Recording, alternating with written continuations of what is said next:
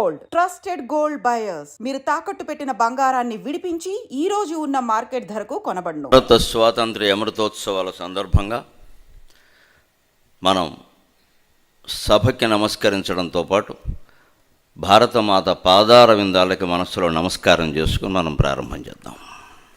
మన తల్లి భరతాంబ మతి శారదాంబ, మన కామె జగదంబ మధుమత్కదంబ. తల్లి భారతమాత, మన తల్లి భరతాంబ మతి శారదాంబ, మన కామె జగదంబ మధుమత్కదంబ. మన తల్లి దేహమ్ము మధుర గేహమ్ము, మన ప్రేమ ఆగేహమందు స్నేహమ్ము. మన భారతీయత మానవత్వయుత, మన జాతి ధీయుత మహనీయ కవిత. మన మహర్షుల బుద్ధి మహితాత్మసిద్ధి, మన మహర్షుల బుద్ధి మహితాత్మసిద్ధి. మన చిత్తశుద్ధియే మన సంపదృద్ధి. మన తల్లి భరతాంబ మతి శారదాంబ, మన కామె జగదంబ మధుమత్కదంబ.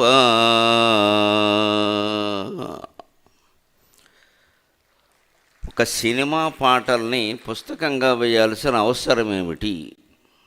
సినిమా పాట ఎప్పుడూ సినిమాలో చూస్తూ వింటేనే బాగుంటుంది, లేదు వేరే సాధనాల ద్వారా కేవలం ఆడియోగా విన్నా బాగుంటుంది.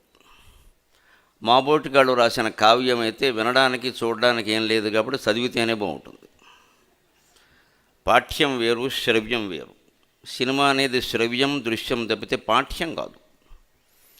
కానీ సినిమా పాటల్ని పుస్తకంగా ఎందుకు సిరివెన్నెల సమగ్ర సాహిత్యం అని ఒక సంపుటి ప్రచురించి ఇంకా 5-6 సంపుటాలు ప్రచురించడానికి తానావారు సిరివెన్నెల కుటుంబం వారు సిద్ధపడుతున్నారంటే, ఒక కవి సాహిత్యంలోని అంతర్వీక్షణని తెలియాలంటే పాటని పుస్తకం రూపంలో ప్రచురించాక పూర్తిగా చదవాలి, దాన్ని అప్పుడే తెలుస్తుంది. సినిమాలో ఉండగా మనకేం తెలియదు, ఏదో ఎదురో ముగ్గురో గంతుతూ ఉంటారు. ఈ మధ్య 20 మంది కూడా గంతుతున్నారు వెనకాల బిందెలు చెంబులు పట్టుకొని. ఇద్దరు ప్రేమించుకోవడానికి ఎంతమంది ఎందుకో మనకు అర్థం కాదు. సరే, ఈ మొత్తం గంతుల్లో, ఈ గొడవలో, ఈ సంగీతంలో, అందులో హాల్స్లో ఉండే డిటిఎస్ పెద్ద సౌండ్లో మనకేం వినపడదు. ఇంకా అందులో ఏం సాహిత్యం, సిరివెన్నెల సాహిత్యం ఒకటే, చీపురుగట్ట సాహిత్యం ఒకటే, ఏమీ తెలిసే అవకాశం లేదు. ఏదో ఊరికే అందులో ఏదో ఓ పదమో అరో ఏదో తోగానో ఓ ప్రాస దొరికితే చప్పట్లు కొడతాం మనం కూడా, లేదా ఏలేస్తాం. అది గొప్ప లక్షణం కదా తెలుగు వాళ్ళకి. అంటే అంతకుమించి తెలియదు. కానీ సీతారామశాస్త్రి గారు ఎంత లోతైన తాత్విక కవి, సద్గురు శివానందమూర్తి గారు శిష్యులుగా ఆయన పొందిన అంతర్దర్శనం ఎటువంటిదని తెలియాలంటే మీరు ఈ పుస్తకం కొనుక్కుని చదవాలి. ఖచ్చితంగా ఇంటి దగ్గర కేటాయించుకుని చదవాలి. ఒక రామాయణానికి, ఒక భాగవతానికి, ఒక భారతానికి పారాయణకి సమయం కేటాయించినట్టుగా సిరివెన్నెల సీతారామశాస్త్రి గారి మొదటి సంపుటి సహా 5-6 సంపుటాలకి మీరు సమయం కేటాయించుకుని చదవండి. తప్పనిసరిగా అద్వైత జ్ఞానం, ఆత్మజ్ఞానం కలుగుతుంది. సినిమా జ్ఞానం ఎలాగూ కలుగుతుంది, పెద్ద విషయం కాదు. అజ్ఞానం నుంచి బయటపడేటువంటి అపూర్వమైన సాహిత్యాన్ని అందించాడు ఆయన. చాలా లోతైన తాత్విక కవి. అది తెలియాలంటే ఖచ్చితంగా అక్షరాల్లోనే చదవాలి. ఇవాళ పొద్దున్న నుంచి 2-3 రోజులుగా నేను చేసిన పని ఏమిటంటే 680 పేజీల పుస్తకంలో ప్రతి పాట పూర్తిగా చదివాను. నేను ధన్యం చేసుకున్నాను నా జీవితం. 10 నిమిషాల ప్రసంగమే కదా అని ఊరికే తిప్పేసుకుని రాలేదు ఇక్కడ. మొన్న 3 రోజులు బట్టి పుస్తకం మొత్తం 680 పేజీల్లో ఉన్న ఒక్కొక్క పాట 2 పేజీలు కూడా ఉంది కాబట్టి సుమారుగా 600 పాటలు 86 నుంచి 92 వరకు ఉన్న ప్రతి పాట రకరకాల సాహిత్యాల సినిమాల్లో ఉంటాయి. మనకి తెలియదు, ఏదో పెద్ద గంగ మహాసాగరం. అది గంగ కాదు, మహాసాగరం. సాగరంలో అన్నీ ఉంటాయి. రత్నాలు ఉంటాయి, తిమింగలాలు ఉంటాయి, నత్తగోళాలు ఉంటాయి, అనేకం ఉంటాయి. అంటే ఇవన్నీ ఉన్నప్పటికీ లోతైనటువంటి తాత్విక దృష్టి కలిగిన విషయాలే నన్ను బాగా ఆకర్షిస్తే అవే ఇక్కడ నేను ప్రస్తావిస్తాను కూడా. ఇంకొకటి, సిరివెన్నెల అడుగుపెట్టగానే సాధించిన ఘన విజయం ఏమిటంటే, మరి ఏ సినిమా కవికైనా అదృష్టం దక్కిందో లేదో నాకు తెలియదు. మొట్టమొదటి సినిమానే ఆయన సింగిల్ కార్డు సాధించగలిగాడు. అన్ని పాటలు ఆయనే రాసి. సాధారణంగా మరే రచయితకి ఇంత అవకాశం ఏ దర్శకుడు, నిర్మాత ఎవరో ఎందుకంటే కోట్లు పెట్టి చేసే వ్యాపారం అటువంటి సాహసాలు చేయలేరు. ఓ పాట రాయండి అంటారు. ఈ మధ్యన ఇంకా కొత్త విద్య కూడా మొదలెట్టారు. 4 చరణాలు 4 చేత రాయిస్తున్నారు. బాగుందిలే అనుకున్నాను. అంతే. సరే, అనేక కలిముదిరిన కొద్దీ అనేక విన్యాసాలు ఉంటాయి, దానికేముంది. అందుకని అలా కాకుండా మొత్తం సిరివెన్నెల అనే సినిమాలో ఉండే 9 పాటలు ఆయనే రాయడం ఉంది. ఇది నన్ను ఆశ్చర్యపరిచి, ఏమంటే ఇంకేమైనా 2-3 పాటలు ఉన్నాయా, మొత్తం ఈయనే రాశారా అని నేను వారి సోదరుని పొద్దున్న అడిగాను. ఖాయం చేసుకుని మాట్లాడాలి కదండి. ఏం అనుమానం లేదండి, మొత్తం అని ఆయనే రాశారన్న. ఇది ఘన విజయం. అడుగు పెట్టగానే ఏనుగు కుంభస్థలాన్ని కొట్టిన ఏకైక సినిమా కవి సిరివెన్నెల. దానికి సాక్ష్యం మీకు ఇదొక్కటే కాదు, ఇంకా ఎన్ని సింగిల్ కార్డులు మొత్తం సినిమాలన్నీ పాటలన్నీ ఆయన రాసినవి ఉన్నాయంటే ఈ పుస్తకం చూస్తే మీకు తెలుస్తుంది. మామూలుగా తెలియదు. సినిమానుక్రమణిక అని రాశారు. మామూలుగా మా కావ్యాలు వేస్తే పద్యానుక్రమణిక అని వేస్తాం వెనక, అక్షరక్రమంలో పద్యం తొందరగా వెతుక్కోవడానికి వీలుగా. ఇందులో గొప్ప పని ఏం చేశారంటే నాకు బాగా నచ్చింది. సినిమానుక్రమణిక అంటే ఫలానా సినిమాలో ఏదో రుద్రవీణ సినిమాలో పాట ఉంది, అది నాకు కావాలంటే వెంటనే వెతుక్కోవచ్చు. రుద్రవీణ పాటలన్నీ ఒకచోట ఉంటాయి, పేజీ నెంబర్లు వేసేసి వరుసగా. అలాంటి సినిమానుక్రమణకి కూడా ఇందులో వేశారు. అన్ని రకాల జాగ్రత్తలు తీసుకున్నారు. కాబట్టి ఈ పుస్తకాన్ని కొని చదవాల్సిందిగా నేను అందరికీ విజ్ఞప్తి చేస్తున్నాను. అప్పుడు ఖచ్చితంగా అపూర్వమైన జ్ఞానం కలుగుతుంది. పైగా ఆత్మవిశ్వాసం ముందు ముఖ్యం. వివేకానందుడు ఏం చెప్తాడు, నీకు దేవుడి మీద నమ్మకం ఉందో లేదో వేరే విషయం అయ్యా, నీ మీద నీకు నమ్మకం ఉంటే దేవుడి మీద నమ్మకం తర్వాత కలుగుతుంది ఖచ్చితంగా అంటాడు. ఆత్మవిశ్వాసం ఉంటే పరమాత్మ విశ్వాసం. అన్నం పరమాన్నం, అర్థం పరమార్థం. అలాగే ఆత్మ పరమాత్మ పెద్ద తేడా ఏం లేదు, సైజు పెరుగుతుంది, అంతకంటే ఏం లేదు. ఆత్మకి పరమాత్మకు తేడా సైజు పెరగడమే, అంతకంటే ఏం లేదు. అందుకని ఆత్మవిశ్వాసం ఉంటే పరమాత్మ విశ్వాసం కూడా కలుగుతుంది. తన పాటల ద్వారా ఆ ఆత్మవిశ్వాసాన్ని కలిగించే ప్రయత్నం చేశారు శాస్త్రి గారు అనడానికి పెద్ద ఉదాహరణ ఏమిటంటే 87లో విడుదలైనటువంటి మహర్షి చిత్రంలో పాట. సాహసం నా పదం రాజసం నా రథం సాగితే ఆపడం సాధ్యమా, పౌరుషం ఆయుధం పోరులో జీవితం కైవసం కావడం కష్టమా, అదరని బెదరని ప్రవృత్తి ఒదిగిన మదగజమీ మహర్షి.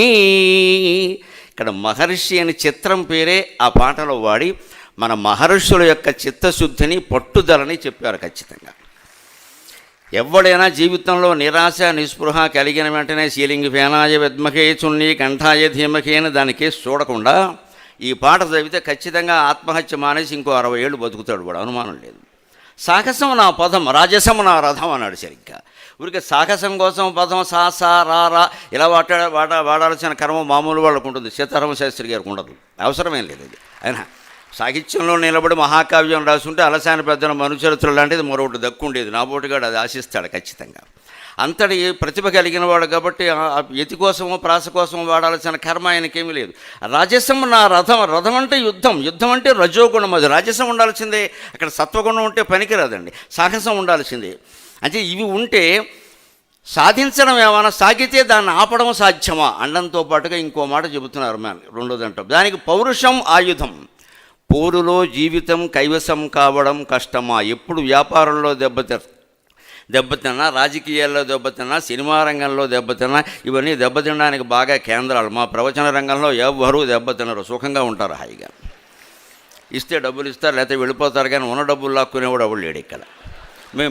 మేము పెట్టుబడులు పెట్టక్కర్లేదు, హాయిగా మేము బడి పెట్టక్కర్లేదు, పెట్టుబడి పెట్టక్కర్లేదు, సుఖంగా హాయిగా 4 మాటలు చెబుతాం. అన్ని విద్యల్లోకి తేలికైన విద్య ఏమిటంటే వేదాంతం, దానికంటే కొంచెం కష్టమైనది ఏమిటంటే కవిత్వం, దానికంటే కూడా కష్టమైనది ఏమిటంటే వ్యాకరణం. వ్యాకరణం చెప్పేవాడికి కష్టమే, వినేవాడికి కష్టమే. కవిత్వం రాసేవాడికి కష్టం, వినేవాడికి బాగా తేలిక. వేదాంతం ఉందే, చెప్పేవాడికి సుఖం, వినేవాడికి సుఖం. ఎంతసేపు అయినా చెప్పచ్చు. ఎంతసేపు ఎందుకు చెప్పామంటే అంత లోతుందండి అనొచ్చు. 5 నిమిషాల్లో మూసేయచ్చు అంటే ఎంత చెప్పినా దండగా అనొచ్చు. అందుకే మేము సుఖంగా ఈ రంగంలో కొనసాగుతున్నాం. నేను కూడా ఉపాధ్యాయ వృత్తి చేసి పద్యాలు రాసి కావ్యాలు రాసి చివరికి సెటిల్మెంట్ ఎక్కడంటే ఇక్కడ అయ్యాము సుఖంగా. తిరుగులేని వృత్తి. పాపం ఆయనది ఇంకా ఇబ్బంది అయిన వృత్తి. ఓసారి దొరికితే పాటలు, ఓసారి దొరకవు కదా. ఇంత ఇబ్బందులు నిజంగా ఆయన చెప్పుకున్నది, లేక ఇతర కవులకి దర్శకులకి అందరికీ సినిమా రంగంలో ఉన్న వాళ్ళకి అందరికీ చెప్పిన మాట అనిపించదు. పౌరుషం నీ ఆయుధం. ఊరికే వాళ్ళ చుట్టూ వీళ్ళ చుట్టూ తిరిగి దేబీర్లాడి నిర్మాత కనపడగానే కాళ్ళకి దండం పెట్టి, దర్శకుడు కనపడగానే కాళ్ళకి దండం పెట్టి, వీళ్ళింట్లో మనవరాలు అన్నప్రాసనకి ఆయన్ని పిలిచి, ఆయన ఇంట్లో కూతురు బారసాలకి ఈయన వెళ్ళి, ఇంత దరిద్రం అక్కర్లేదండి. ప్రతిభకి ఒకడు లిఫ్ట్ ఇవ్వాల్సిన అవసరం లేదండి. ప్రతిభ సూర్యోదయం. నేను సినిమా రంగంలో ప్రతి ఒక్కళ్ళకి చెబుతున్నా, మీ ప్రతిభని మీరు అవకాశం వచ్చిన చోట వ్యక్తం చేయండి, మొత్తం ప్రపంచం మీ దగ్గర ఉంటుంది ఖచ్చితంగా. మీరు ఎవ్వడి పుట్టినరోజు పండుగలకి వెళ్ళక్కల్లా రోజు పొద్దునే నమస్కారం వందనాలని పెట్టాల్సిన కర్మ ఏం లేదు ఇక్కడ. మర్చిపోతామేమో. పబ్లిక్ రిలేషన్స్, భగవంతుడితో రిలేషన్ ముఖ్యం, ప్రతిభతో రిలేషన్ ముఖ్యం, పబ్లిక్ రిలేషన్ ఎప్పుడూ ముఖ్యం కాదు. పబ్లిక్ మన చుట్టూ తిరుగుతుంది ఖచ్చితంగా ప్రతిభ ఉంటే. అది పౌరుషం నీ ఆయుధం, పౌరుషంతో ప్రయత్నించు. పైగా పోరులో జీవితం కైవసం కావడం కష్టమా? నిజంగా యుద్ధం చేస్తే జీవితంతో పోరాడితే జీవితం నీకు సాధ్యం కదా? నిజంగా జీవితం అంతా పోరేనండి, సంసారం కూడా యుద్ధమేనండి ఖచ్చితంగా. అయితే కురుక్షేత్ర యుద్ధానికి సంసారంలో యుద్ధానికి తేడా ఏమిటంటే, శత్రువులతో యుద్ధం చేసినప్పుడు మనం ఎవరితోనైనా వేరే దేశంతో యుద్ధం చేసినప్పుడు సైనికులు పరాయి సైనికులతో పగలల్లా పోరాడి రాత్రి వాళ్ళ సైనికులతో కలిపి నిద్రిస్తారు. సంసారంలో ఏమిటంటే పగలల్లా ఎవరితో పోరాడమో రాత్రి కూడా వారితోనే కలిపి శయనిస్తారు. అంతకంటే కురుక్షేత్ర యుద్ధం కంటే ఇదే చాలా కష్టం ఇది. ఎందుకంటే ఎవరితో పోరాడామో వాళ్ళ దగ్గర కూర్చోవాలి, వాళ్ళతోనే మాట్లాడాలి, వాళ్ళు పెట్టిందే తినాలి, వాళ్ళు ఇచ్చిన డబ్బులే తీసుకోవాలి, వాళ్ళు నానా పోరాటాలు చేయాలి. చివరికి నమస్కారం అని పతిదేవుడు కాళ్ళు కడగాలి, భర్త గారి కాళ్ళు మీడియా వాళ్ళు లేకుండా కడగాలి. మొత్తం మీద కడగడం ఖాయమే. ఈ కాళ్ళు బహిరంగంగా కడుగుతారు భర్త కాళ్ళు కదా అని, భార్య కాళ్ళు మీడియా వాళ్ళు లేకుండా కడుగుతాం. అంతకంటే ఉంది? ఏదైనా ఒకటే తప్ప. ఇది పోరే ఇది. పైగా ఎవరితో శత్రుత్వం వారితోనే చేయను. ఎంత కష్టం అండి ఇది. అంటే సంసారం కలిస్తే అన్నీ కష్టం, అన్నీ తేలిగ్గా అవుతాయి. సంగీతం ఆలోచించకుండానే అర్థమవుతుంది, సాహిత్యం ఆలోచిస్తే అర్థమవుతుంది, ఎంత ఆలోచించినా అర్థం కాదే సంసారం ఒక్కటే. అటువంటి దాన్ని జయించాలంటే పౌరుషం ఆయుధం కావాలి. పోరులో నీ జీవితం కైవసం కావడం సాధ్యం, కష్టమేం కాదు. ఎలా ఉండాలి? అదరని బెదరని ప్రవృత్తి ఉండాలి. అది ఒదిగిన మదగజమి మహర్షి అన్నాడు. ఖచ్చితంగా మహర్షి తుల్యమైన సాహిత్యం ఉంది కాబట్టి ఆయన అలా అనగలిగాడు. ఖచ్చితంగా ఒక మదగజం ఏదో చిన్న పీట మీద ఒదిగినట్టుగా జీవితంలో ఒదగాలయ్యా, ఇంద్రియ నిగ్రహం కలిగి ఉండాలయ్యా, అప్పుడే ఇది సాధ్యం అవుతుంది అన్నాడు. ఇంతే కాకుండా ఒక్క మాట నేను ప్రత్యేకంగా చెప్పదలుచుకున్నది, రుద్రవీణ సినిమాలో ఆయన రాసిన పాట, ఒంటరిగా ఉండి బాధపడుతున్న వాళ్ళందరినీ నిద్ర పట్టి లేపుతున్నాడు. ఎందుకు ఊరికే బాధపడతావు? అలాగ అంత బాధ ఉంటే ఎవరితో నా పంచుకోరాదా? ఒంటరిగా దిగులు బరువు మోయకు నేస్తం, ఒంటరిగా దిగులు బరువు మోయకు నేస్తం, మౌనం చూపిస్తుందా సమస్యలకు మార్గం. కష్టం వస్తేనే కదా గుండె బలం తెలిసేది, కష్టం వస్తేనే కదా గుండె బలం తెలిసేది, దుఃఖానికి తల వంచితే తెలివికి విలువేది అన్నాడండి సీతారామ శాస్త్రి. ఎంత గొప్పది. ఒక కష్టం వచ్చింది అంటే మనం ఎలా భావించాలి అంటే, భగవంతుడు మనని పరీక్షిస్తున్నాడు అనమాట. బాగా ఒక్కబోస్తున్నప్పుడే తర్వాత వాన వస్తుందండి. వాన వచ్చే ముందు బాగా ఒక్కబోస్తుంది. శరీరం మీద వేసిన సెగ్గడ్డ ఉందే కురుపు, అది పగిలిపోయే ముందు చాలా బాధపడుతుందండి. ఖచ్చితంగా బాధపడుతుంది అంటే పగిలిపోతుంది అనమాట. ఒక్కబోస్తుంది అంటే వాన వస్తుంది అనమాట. పొయ్యిలో పొగ బాగా వస్తుంది అంటే ఉజ్వలంగా మండుతుంది అనమాట. నీకు కష్టం వచ్చింది అంటే భగవంతుడు నేను అనుగ్రహించడానికి సిద్ధంగా ఉన్నాడు అనమాట. ఖచ్చితంగా ఆ కష్టం ఎందుకంటే భగవంతుడు పెట్టే పరిస్థితి, అది ఎదుర్కొంటే రారా నా ఒళ్ళో కూర్చోరా అని అమ్మవారు పిలుస్తుందండి మనని. అటువంటి భక్తి కలిగి ఉండాలి. అందుకని మదగజమి ప్రవృత్తిని చూసి ఒంటరిగా ఊరికే బాధపడకు, మౌనంగా కూర్చొని ఏడుస్తూ ఉంటే నేను ఇంతే అనుకుంటే ఇబ్బంది, కలిసి వచ్చేది ఏమీ లేదండి అని చెబుతూ ఆయన చాలా పౌరుషంగా దీన్ని మీరు తీసుకోండి, స్వీకరించండి, ఆచరించండి అని చెప్పాడు. నలుగురితో పంచుకోండి. దుఃఖం వచ్చినప్పుడు తల వంచకుండా ఎదిరించి. ఇంకో సరదా విషయం చెప్పి నేను సెలవు తీసుకుంటా. అది చెప్పడానికి అవకాశం నాకు ప్రవచనాల్లో రాదు, ఇక్కడే వస్తుంది. బలపం పట్టి భామ ఒళ్ళో ఈ నేర్చుకుంటా. ఎంత సరదా అయిన పాట అండి. ప్రవచనంలో చెబుతూ ఊరుకోరు, అందుకని ఇక్కడ చెప్పిస్తున్నాను సరదాగా. అందులో ఆయన చేసిన ఒక గొప్ప ప్రయోగం నాకు బుర్ర తిరిగేలా చేసిందండి. మధ్యాహ్నం చూసి ఏం కవిరా అనుకున్నాను.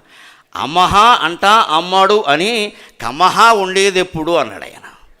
అమ్మహ తర్వాత కమ్మహ ఏం పడిందని చూశాను నేను పుస్తకంలో. కమ్మహ అని మీరు మామూలుగా మాట రాస్తే కకారం రాసి, మకారద్వయ అకారాలు రాసి, మా కింద మావత్తు రాసి హా అని రాయాలి కమ్మహ. లేదా అర్థం కాదు కదా. ఎందుకంటే మనం సుఖంగా అనడానికి కొంతమంది సుఖంగా అంటారు, కమ్మగా అనడానికి కమ్మహ అంటారు, ఆ పలుకుబడే. కానీ ఆయన అలా రాస్తే ఇది పాట కాదు.